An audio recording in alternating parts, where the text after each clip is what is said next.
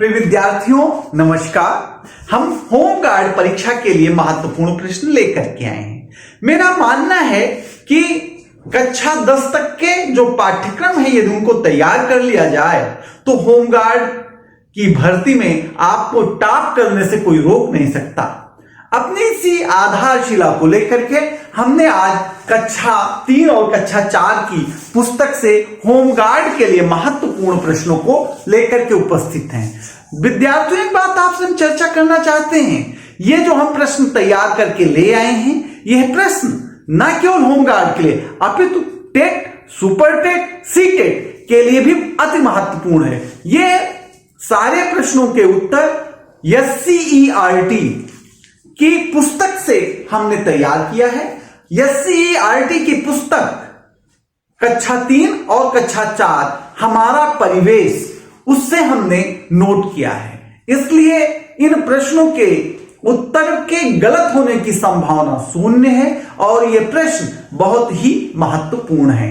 हम बोल करके आपसे चर्चा करते हैं और यदि आप हमारे बोलने पर लिखने में आपको दिक्कत होगी तो आपको इस बॉक्स पर हमारे बोले गए प्रश्न, उसकी बुकलेट यहां पर शो होगी। आप वीडियो पॉज करके आप प्रश्नों को नोट कर सकते हैं। आइए हम बात करते हैं। यही लगा दें कैसे?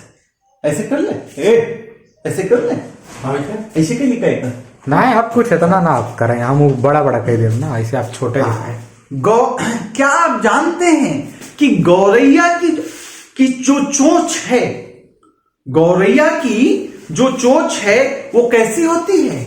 छोटी होती है और नुकीली होती है। गौरैया की चोंच छोटी और नुकीली होती है। क्यों होती है? ताकि वो अनाज को छील सके, अनाज को छील सके, इसलिए गौरैया की चोंच छोटी और नुकीली होती है। यह शक्करखोरा एक पक्षी है। कौन सा पक्षी है? शक्करखोरा। क्या पक्षी का नाम है? शक्करखोरा। शक्करखोरा पक्षी है। इसका जो चोंच है वो पतली और घुमावदार है। शक्करखोरा की जो चोंच है वो पतली और घुमावदार है। शक्करखोरा की चोंच पतली और घुमावदार है ताकि ये फूलों से रस को चूस सके। और बाज और चील की चोंच, बाज और चील की चोंच छोटी और आगे की ओर मुड़ी होती है। किसकी चोंच छोटी और आगे की ओर मुड़ी होती है? बाज और चील। बाज और चील की चोंच छोटी होती है और आगे की ओर मुड़ी होती है और इसका पंजा नुकीला होता है। बाज और चील का पंजा क्या होता है? नुकीला होता है। क्यों? क्योंकि ये भोजन को अपने आसानी से पकड़ सके, भोजन को अपने आसानी से पकड़ सके। जो पशु मांसाहारी होते हैं, जो पशु मांसाहारी होते हैं, उनके आगे के जो दांत होते हैं वे नुकीले होते हैं। जो पशु मांसाहारी हैं उनके आगे के दांत नुकीले होते हैं, उनके आगे के दांत नुकीले होते हैं। और जो खाना चबाने वाले पशु होते हैं, जो खाना चबाने वाले पशु होते हैं, उनके पीछे के दांत मजबूत होते हैं। मांसाहारी जानवरों के आगे के दांत नुकीले और खाना चबाने वाले पशुओं के दांत पीछे से मजबूत होते हैं। गिलहरी, कौन? गिलहरी है। गिलहरी आप जानते ना? हाँ, तो गिलहरी का जो दांत है ये क्या होता है? ये हमेशा बढ़ता रहता है। गिलहरी का दांत बढ़ता रहता है। अब कुतरने के कारण इसका दांत घिसता भी रहता है। गिलहरी एक इकलौती पक्षी है जिसके दांत क्या होते हैं? बढ़ते रहते हैं। दांत क्या रहते हैं? दांत बढ़ते रहते हैं और घिसते भी रहते हैं। और ऐसा क्यों होता है कि घिसते क्यों? क्योंकि ये खाने को काट कर खाती है, जिससे गिलहरी के दांत घिस जाते हैं। एक है प्रश्न, जोड़ा बनाना है कि बगुला क्या खाता है? बगुला मछली खाता है। क्या खाता है? बगुला मछली खाता है। मोर क्या खाता है? मोर सांप खाता है। मोर सांप खाता है। तोता क्या खाता है? तोता मिर्च खाता है। तोता मिर्च खाता है। कौवा क्या खाता है? कौवा क्या खाता है? कौवा कीड़ा मकोड़ा खाता है। कीड़ा मकोड़ा खाता है। और भैंस क्या खाती है? घास खाती है। भैंस घास खाती है। शेर क्या खाता है? मांस खाता है। शेर मांस खाता है। ये सही जोड़ा बनाना था, हम बना करके आपके सामने रखे हैं।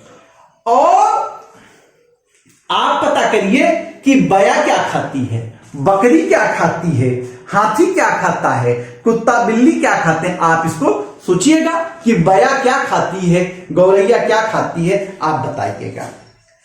एक बात और बताएं, निवास को लेकर के, जो जानवर हैं कहां निवास करते हैं, उस पर कुछ महत्वपूर्ण बात आपको होता है। सांप कहां रहता है? बिल में। लेकिन क्या आप जानते हैं कि सांप अपने लिए बिल स्वयं नहीं बनाता?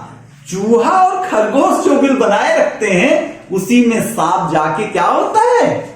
घुस जाता है। सांप स्वयं के बनाए बिल में नहीं रहता है। मधुमक्खी है, चींटी है, ततैया है। मधुमक्खी, चींटी और ततैया ये सब समूह में रहते हैं। मधुमक्खी समूह में रहती है और चींटियां भी समूह में रहते हैं। आपको बताएं कि जो सिग्नल हैं, सिग्नल किसके? ट्रैफिक के। रेड सिग्नल क्या कहता है? रुक जाइए, स्टॉप। येलो क्या कहता है? तैयार हो जाइए। और ग्रीन कहता है पार करिए, चलिए। और पैदल चौराहा पार करने के लिए हमें सदैव जेब्रा क्रॉसिंग का प्रयोग करना चाहिए। जेब्रा क्रॉसिंग पर चलकर ही चौराहा पार करना चाहिए। तो जेब्रा चौराहा क्या है? जेब्रा क्रॉसिंग चौराहा को पार करने के लिए पैदल वालों के लिए है। ये क्या है? पैदल वालों के लिए है। और एक बात बताएं, मोटर वाहन एक्ट 134, मोटर वाहन एक्ट 134 कहता है कि जो व्यक्ति किसी को दुर्घटनाग्रस्त करता है, वही व्यक्ति उसको अस्पताल पहुंचाएगा। कौन सा धारा कहता है? मोटर वाहन अधिनियम 100 की धारा 134 कहती है कि वही व्यक्ति उसको कहां पहुंचाएगा? कहां? अस्पताल पहुंचाएगा। ठीक है।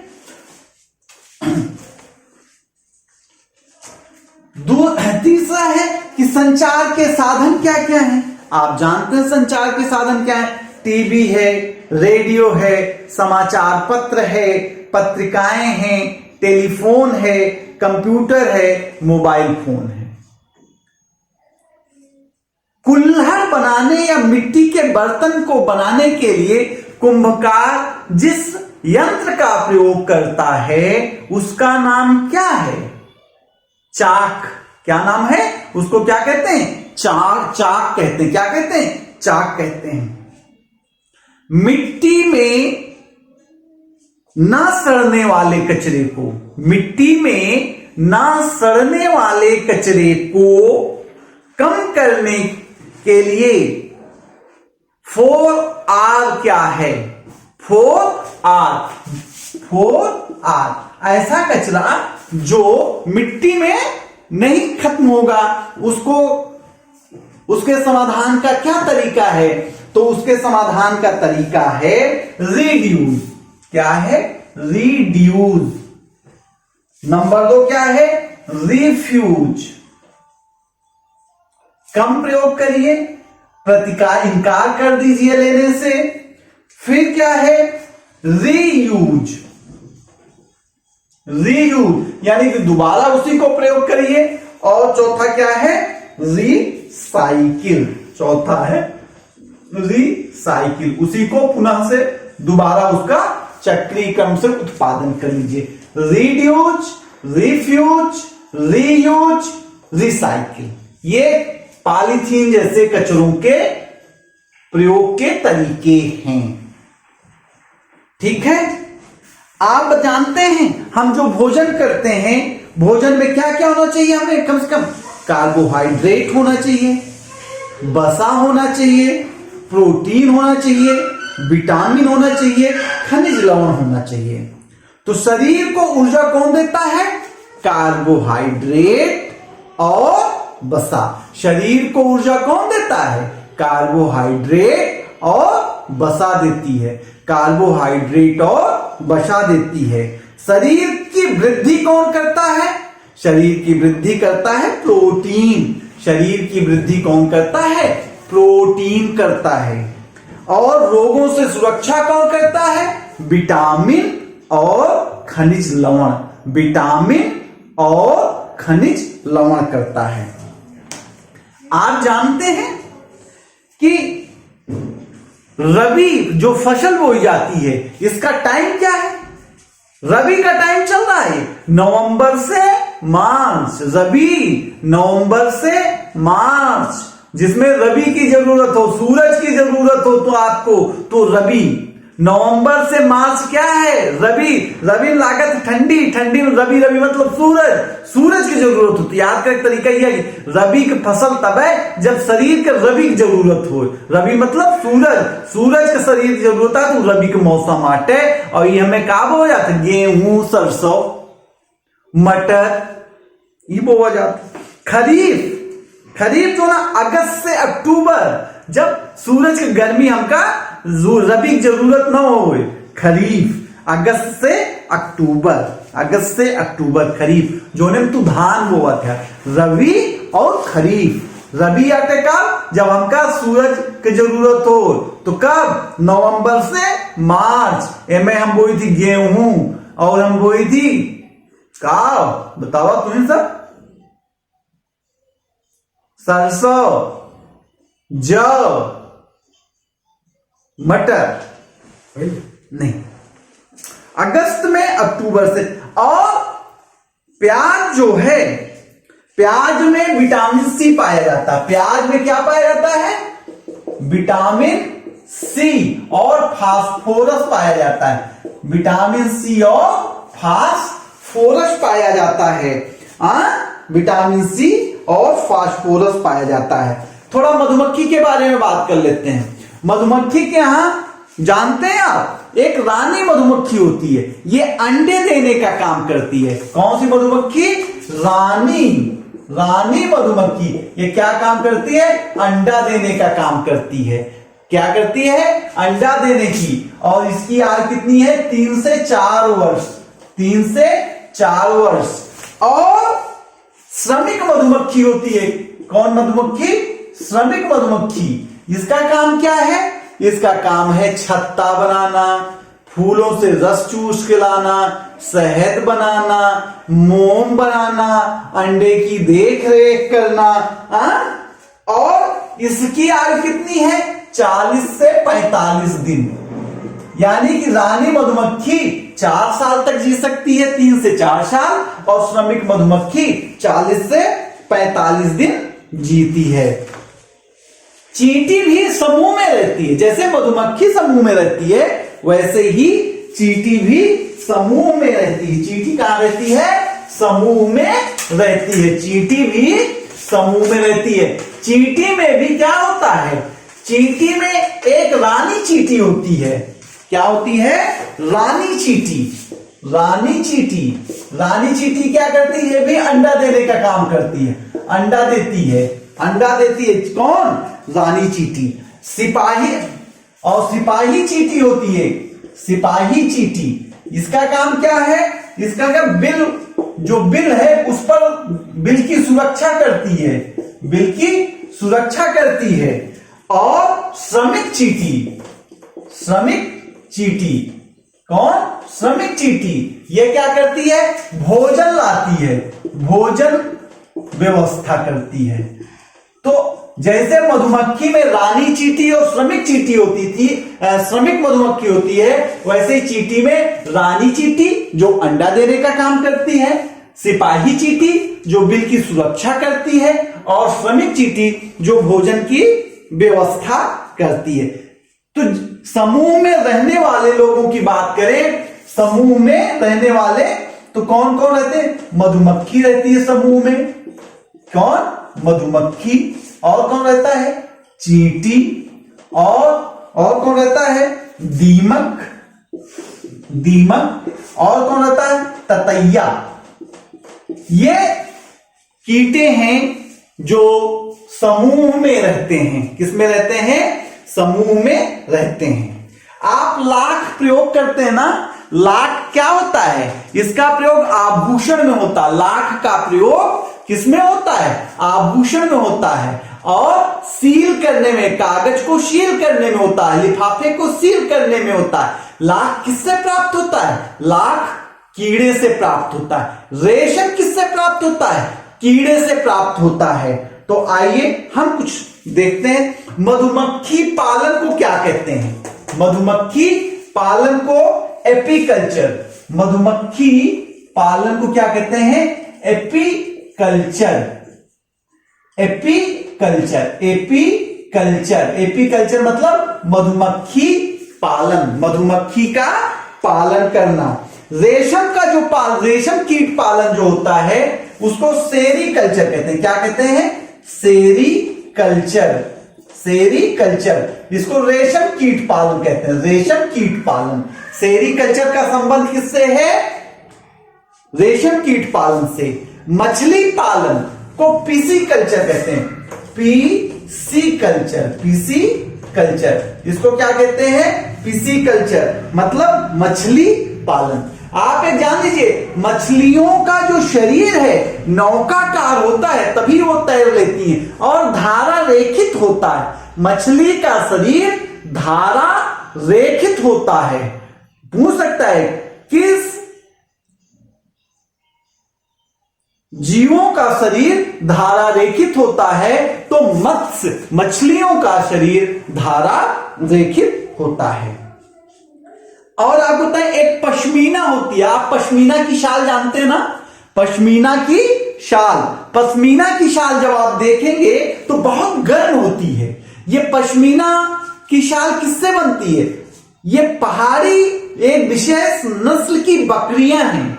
पश्मीना बकरियां हैं। कभी कभी विकल्प पूछता भेड़ की से बनता है कि बकरी से, तो ये पश्मीना बकरियां हैं। बकरियों की नस्ल है, बकरियों की नस्ल है। और मनुष्य जो होता है, इसने सबसे पहले कौन से जानवर को पाला? ये प्रश्न पूछ सकता है कि मनुष्य ने सबसे पहले किस जानवर को पाला? तो उत्तर है कुत्ता। किसको पाला? सबसे पहले कुत्ते को पाला। कबूतर एक ऐसा पक्षी है जिसको संदेशवाहक के रूप में प्रयोग किया गया। कबूतर ऐसा पक्षी है जिसे संदेशवाहक के रूप में प्रयोग किया गया। केचुआ किसान मित्र कहलाता है। क्यों? क्योंकि भूमि के अंदर रहकर भूमि को उर्वरक बनाता है, भूमि को उपजाऊ बनाता है। केचुआ किसान का मित्र है। आप पक्षियों, जंतुओं की चर्चा करें। किसकी चर्चा करें? जंतुओं की चर्चा करें तो देखेंगे कि जंतु कई प्रकार के होते हैं। जैसे जलचर, जैसे थलचर, जैसे और क्या नभचर, जैसे उभयचर। जलचर, थलचर, नभचर, उभयचर। जलचर क्या? जलचर, जलचर, थलचर, नभचर और उभयचर। जलचर, थलचर, नभचर और उभयचर। जलचर में ऑक्टोपस, याद रखिएगा, ऑक्टोपस ये जलचर है, जलचर है। थलचर में क्या है? कुत्ता बिल्ली आप जानते हैं जो जमीन पे रहे, नभचर में जो उड़ता है, और उभयचर आप याद रखिएगा कछुआ, कछुआ और मेढक, और ऑक्टोपस और मछली जलचर हैं। ये बहुत इंपॉर्टेंट है। उभयचर में कौन आएगा? कछुआ और मेढक, कछुआ और मेढक। ये जो मछली है ना, ये सांस जो है फेफड़े से नहीं लेती, फेफड़े से नहीं लेती। किससे लेती सांस? गिलफड़ से लेती। किससे लेती है? गलफड़े से लेती है, गलफड़े से, गलफड़े से लेती है सांस। किससे लेती है? जिसको गिल्स कहते हैं। किससे लेती है? मछली सांस गलफड़े से लेती है, अर्थात गिल्स से लेती है। किससे लेती है? गिल्स से लेती है। किससे लेती सांस? गिल्स से लेती है। मेढक और बतख के अंगुलियों के बीच क्या पाया जाता है? पाद जाल पाया जाता। मेढक और बतख जो होते हैं, इनके अंगुलियों में पाद जाल पाया जाता है। क्यों? ताकि ये तैर सकें। मेढक और बतख में, मेढक और बतख में क्या पाया जाता? पाद जाल, पाद जाल पाया जाता ताकि ये तैर सकें। शेर का रंग मटमैला क्यों होता है? शेर का रंग मटमैला इसलिए है कि वो घास में छिप सके। शेर का रंग मटमैला इसलिए है कि वो घास में छिप सके। ऊंट को रेगिस्तान का जहाज कहते हैं। ऊंट को रेगिस्तान का जहाज कहते हैं क्योंकि उसके कुबड़ में भोजन, उसके ऊंट के कुबड़ में भोजन अर्थात चर्बी वसा के रूप में संचित रहती है, और वो अपने अमाशय में विशिष्ट थैलियों में, वह अपने ऊंट जो होता है अपने अमाशय के विशिष्ट थैली में पानी सजो के रखे रहता है। ऊंट को इसलिए रेगिस्तान का जहाज कहते हैं। एक बात और जान लीजिए, जोन जीव बिल में रहा है, दरार में रहा है, छिद्र में रहा है, उनके त्वचा मोटी होती। बिल में रहने वाले, दरार में रहने वाले, छिद्र में रहने वाले जंतु को त्वचा कैसी होगी? मोटी होगी, ताकि उनके पानी का ह्रास कम हो। ताकि उनका, जैसे कौन? सांप, सांप की त्वचा मोटी है। जैसे मकड़ी, उसकी त्वचा मोटी है। चूहा, उसका त्वचा मोटा है। छिपकली, उसकी त्वचा मोटी है। जो ठंडे क्षेत्र में जंतु रहते हैं उनके शरीर की त्वचा भी मोटी होती है, लेकिन उनके त्वचा के नीचे बसा क्या रहता? फैट रहता, बसा रहती है, बसा की परत रहती है। त्वचा मोटी होती है और उसके नीचे बसा की परत होती है, और ऊपर घने और लंबे बाल होते हैं। कहां के? जो ठंडे क्षेत्र में पाए जाते हैं उनके शरीर की त्वचा मोटी और परत के नीचे बसा, त्वचा के नीचे मोटी बसा की परत, उसके ऊपर बाल घने और लंबे पाए जाते हैं। आओ कुछ पौधों के बारे में बात करें। मूल रोम, जड़ के ऊपर जो छोटे छोटे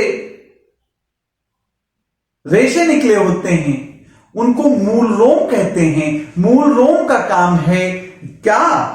जल का अवशोषण करना। जल का अवशोषण, मूल रोम जल का अवशोषण करता है जड़ के लिए। जड़ जमीन के नीचे होती है, तना जमीन के ऊपर होता है। एक प्रश्न और पूछा जा सकता है, पत्तियों का रंग हरा किस कारण से? तो क्लोरोफिल के कारण से। किसके कारण से? क्लोरोफिल, क्लोरोफिल के से। पत्तियों का रंग हरा क्लोरोफिल के कारण होता है। और पत्तियों पर छिद्र पाया जाता है जिसको पर्णरंध्र या स्टोमेटा कहते हैं। पर्णरंध्र या स्टोमेटा कहते हैं। पत्तियों पर छिद्र पाया जाता है जिसे पर्णरंध्र या स्टोमेटा कहते हैं। और पत्तियां तीन काम करती हैं। एक तो पत्ती के 3 काम हैं पत्तियों के। एक तो प्रकाश संश्लेषण, दूसरा काम है वाष्पोत्सर्जन,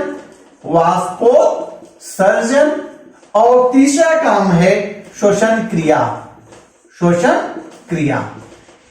पत्तियां 3 काम करती हैं। प्रश्न पूछ सकता है कौन कौन सा काम करती हैं? तो प्रकाश भोजन बनाने का काम करती हैं, वाष्पोत्सर्जन करती हैं और श्वसन क्रिया करती हैं। वाष्पोत्सर्जन के लिए ये स्टोमेटा का प्रयोग करती हैं, पर्णरंध्र का प्रयोग करती हैं। पत्तियां वाष्पोत्सर्जन के लिए स्टोमेटा का प्रयोग करती हैं। और अब आपको बताएं कुछ, थोड़ा सा और बचा है, बात कर लेते हैं, इसी में खत्म करते हैं। संगम का मतलब समझते हैं? कहां है? प्रयागराज, यहां गंगा, यमुना, सरस्वती, और यहां पर माघ का मेला लगता है, आप सब जानते हैं। आनंद भवन में एक विशेष बात, यहां जवाहर नक्षत्रशाला है। क्या है? जवाहर नक्षत्रशाला। इसका काम क्या है? आकाश मंडल में तारों की स्थिति को देखना। आकाश मंडल में तारों की स्थिति को देखना। लखनऊ किस नदी के किनारे है? गोमती नदी। किस नदी? गोमती नदी। कौन? लखनऊ गोमती नदी के किनारे है। यहां पे क्या विशेष है लखनऊ में? रूमी का दरवाजा। कौन सा? रूमी दरवाजा। लखनऊ में क्या महत्वपूर्ण है? रूमी दरवाजा। छोटा इमामबाड़ा, बड़ा इमामबाड़ा, और छोटा इमामबाड़ा, बड़ा इमामबाड़ा। बड़े इमामबाड़े को भूल भुलैया भी कहते हैं। क्या कहते हैं? भूल भुलैया कहते हैं। इसे अवध के नवाबों ने बनवाया। इसे किसने बनवाया? अवध के नवाबों ने बनवाया। बांसुरी कहां का प्रसिद्ध वाद्य यंत्र है? तो बांसुरी मथुरा का प्रसिद्ध वाद्य यंत्र है। बांसुरी मथुरा का प्रसिद्ध वाद्य यंत्र है। कानपुर गंगा नदी पर स्थित है, और यहां पर चंद्रशेखर कृषि विश्वविद्यालय और आईआईटी स्थित है। कानपुर किस नदी पर स्थित है? गंगा नदी पर स्थित है। गोरखपुर किस नदी पर स्थित है? राप्ती नदी के पूर्वी तट पर स्थित है। गोरखपुर राप्ती नदी के पूर्वी तट पर स्थित है। और देश का सबसे लंबा रेलवे प्लेटफार्म, देश का सबसे लंबा रेलवे प्लेटफार्म कहां स्थित है? देश का सबसे लंबा रेलवे प्लेटफार्म गोरखपुर में स्थित है। ये कक्षा 4 की किताब या सीआरटी का हमारा परिवेश उसमें दिया हुआ है, हमारा अपना उत्तर नहीं है, हमको मत ब्लेम करिएगा। हमारा परिवेश कक्षा 4 की है या सीईआरटी ने पब्लिश किया, उसमें लिखा हुआ है। सारनाथ वाराणसी से 5 किलोमीटर की दूर पर स्थित। महात्मा बुद्ध ने यहां बौद्ध धर्म की अपने प्रथम 5 शिष्यों को यहां पर दीक्षा दिया। सारनाथ में ही संग्रहालय है राजकीय, यहां पर अशोक का स्तंभ जिसमें 4 शेर हैं, भारत का राज चिन्ह भी है, अशोक का स्तंभ जिसमें 4 शेर लगे हुए हैं। और बीएचयू कहां स्थित है? बनारस में स्थित है। बीएचयू की स्थापना किसने किया?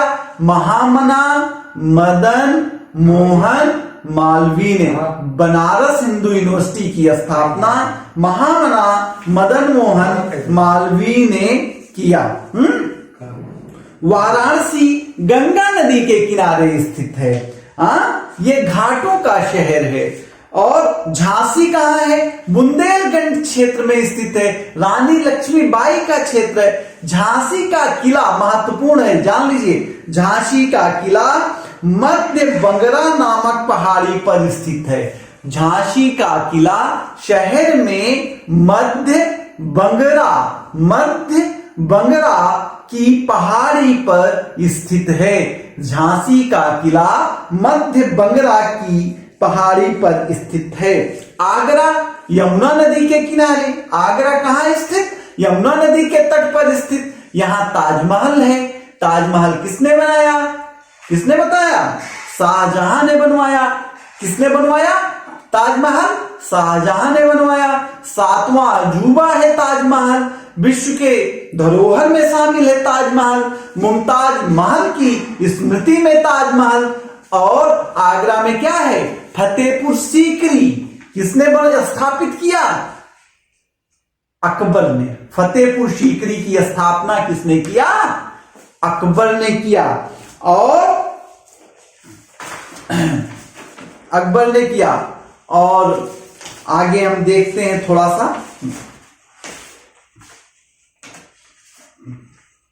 हाँ,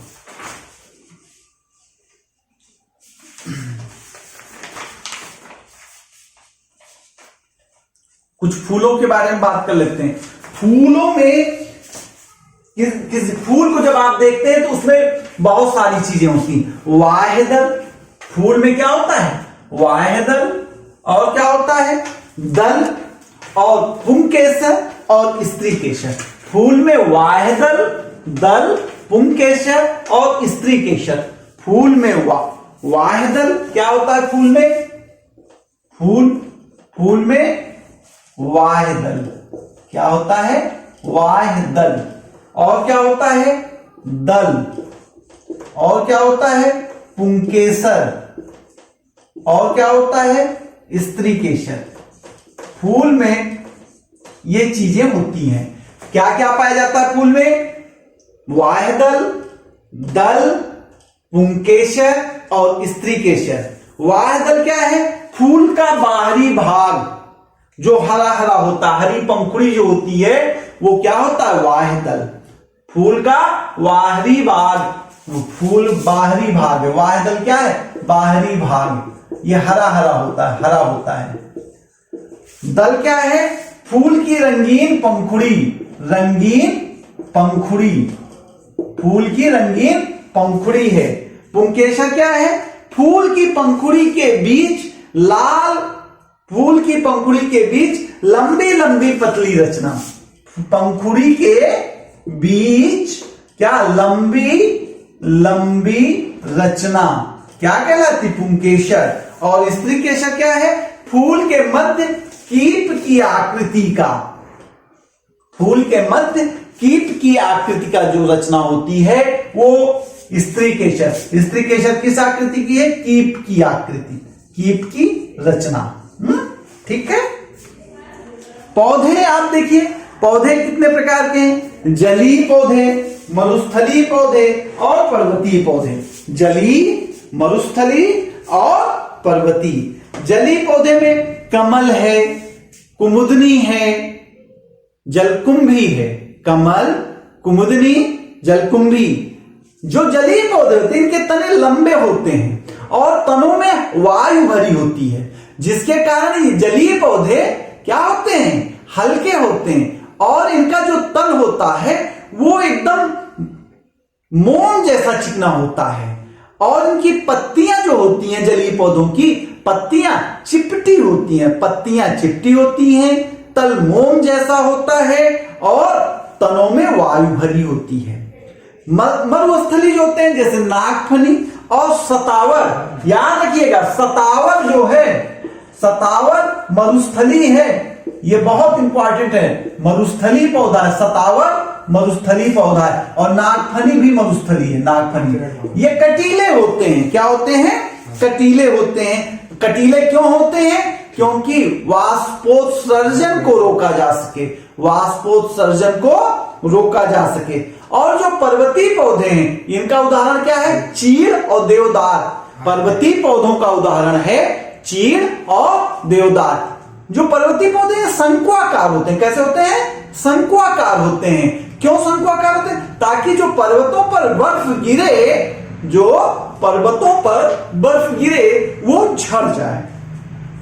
विश्व जल दिवस इंपॉर्टेंट है। विश्व जल दिवस 22 मार्च को, विश्व जल दिवस 22 मार्च को मनाया जाता है।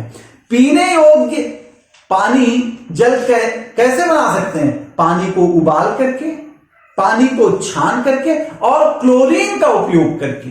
किसका उपयोग करके? क्लोरीन डाल करके भी पानी को शुद्ध करते हैं।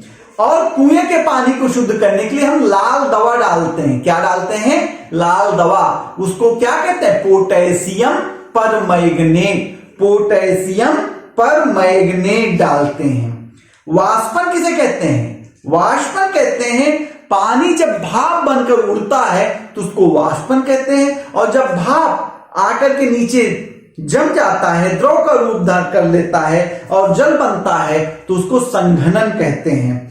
वाष्पन, पानी का भाप बनकर उड़ना वाष्पन है, और वाष्पन चपटी प्लेट पर ज्यादा होता है। संघनन जल वाष्प से ठंडा होकर द्रव में जब बदलता है, अर्थात जल की बूंदों में परिवर्तित होता है। जब भाप जल की बूंद में परिवर्तित हो तो क्या है? संघनन है। बड़े पृष्ठ क्षेत्र पर संघनन तेजी से होता है। बड़े पृष्ठ क्षेत्र पर संघनन तेजी से होता है। ठीक है। और थोड़ा सा और, भारत का एकमात्र राष्ट्रीय जलमार्ग क्या है? इलाहाबाद हल्दिया राष्ट्रीय जलमार्ग। इलाहाबाद से हल्दिया जलमार्ग। और उत्तर प्रदेश का सबसे विस्तृत जनपद कौन सा है? लखीमपुर खीरी। और आबादी के हिसाब से सबसे बड़ा जिला कौन है? प्रयागराज। आप जानते हैं ग्राम सभा कितने लोग, किस आयु के लोगों से मिलकर बनती है? 18 वर्ष के लोगों से मिलकर के बनती है। डीएम का काम क्या है? कानून व्यवस्था की रक्षा करना और भूमि माप और लगान को वसूलना। भूमि माप व लगान की वसूली करना। और हम आपसे बताएं, यूपी विधानसभा में कुल सदस्यों की संख्या कितनी है? 403। यूपी विधानसभा में कुल सदस्यों की संख्या है 403। यूपी विधानसभा में कुल सदस्यों की संख्या है 403। विधान परिषद का सदस्य बनने की आयु है 30 साल। आगरा में बुलंद दरवाजा भी है। आगरा में क्या है? बुलंद दरवाजा। पंचमहल शेख सलीम चिश्ती की दरगाह। ठीक है। मथुरा की प्रसिद्ध गायकी का नाम क्या है? रसिया। रसिया रसिया मथुरा की प्रसिद्ध गायकी है रसिया। बिस्मिल्लाह खान तबला वादक थे। क्या थे? बिस्मिल्लाह खान तबला वादक। बिस्मिल्लाह खान तबला वादक थे। दुधवा राष्ट्रीय उद्यान कहां है? लखीमपुर खीरी। दुधवा राष्ट्रीय उद्यान लखीमपुर खीरी। उत्तर प्रदेश में बहने वाली नदियों के नाम जैसे गंगा है, यमुना है, चंबल है। गंगा, यमुना, चंबल, गोमती।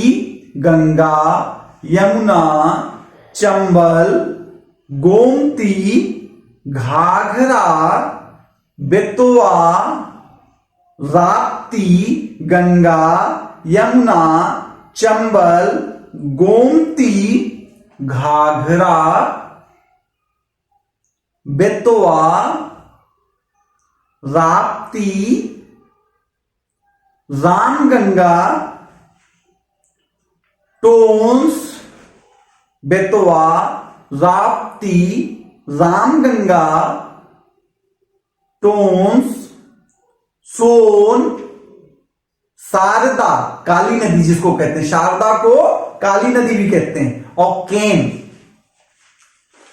और अगला प्रश्न है, उत्तर प्रदेश में गुजरने वाला सबसे लंबा राष्ट्रीय राजमार्ग कौन सा है? तो है उत्तर प्रदेश से गुजरने वाला सबसे लंबा राष्ट्रीय राजमार्ग कौन है? तो उत्तर है NH2, कलकत्ता से दिल्ली, कलकत्ता से दिल्ली। और स्वर्णिम चतुर्भुज योजना का पूरब से पश्चिम गलियारा गया और उत्तर से दक्षिण गलियारा गया। दोनों ने जाकर के पूरब पश्चिम उत्तर दक्षिण का गलियारा कहां चौराहा बनाता है, कहां काटता है एक दूसरे को? झांसी में। कहां काटता है? झांसी में। देश की रेल मार्ग की सबसे ज्यादा लंबाई किस प्रदेश में है? तो देश में सबसे ज्यादा रेल मार्ग लंबा कहां है? उत्तर प्रदेश में। यूपी में पहली बार रेलगाड़ी कब चली? यूपी में पहली बार रेलगाड़ी कब चली? तो चली भैया सब 1859 में इलाहाबाद से कानपुर के बीच। कहां चली? इलाहाबाद से कानपुर के बीच 1859 में। लाल बहादुर शास्त्री एयरपोर्ट कहां पर है? तो ये है बनारस में, बाबतपुर हवाई अड्डा, इसी को कहते हैं लाल बहादुर शास्त्री। दूसरा, चौधरी चरण सिंह एयरपोर्ट उत्तर प्रदेश में कहां है? चौधरी चरण सिंह एयरपोर्ट कहां है? अमौसी लखनऊ में। कहां है? अमौसी लखनऊ में। चकेरी हवाई अड्डा, चकेरी हवाई अड्डा कहां है? कानपुर। चकेरी हवाई अड्डा कहां है? कानपुर। चकेरी एयरपोर्ट कानपुर। पंडित दीनदयाल उपाध्याय हवाई अड्डा कहां है? पंडित दीनदयाल उपाध्याय हवाई अड्डा है आगरा। और जान लीजिए, मुगल सराय रेलवे स्टेशन का नाम बदल करके पंडित दीनदयाल उपाध्याय स्टेशन हो चुका है। पंडित दीनदयाल उपाध्याय स्टेशन है मुगल सराय का नाम। बमरौली हवाई अड्डा कहां है? प्रयागराज। और श्री राम हवाई अड्डा कहां है? वो अयोध्या है। इस प्रकार से हमने आपके लिए प्रयास करके कुछ बनाया है और हमको लगता है कि आपको पसंद आएगा और जरूर हम आपके लिए पुनः कुछ नोट्स लेकर के उपस्थित होंगे। ये नोट्स जो मैंने अभी आपके सामने प्रस्तुत किया, ये टेट के लिए भी महत्वपूर्ण है और किसके लिए? होमगार्ड के लिए भी महत्वपूर्ण है। Thank you. हमारे YouTube link learn with DRGT को लाइक, सब्सक्राइब और शेयर करें। Thank you.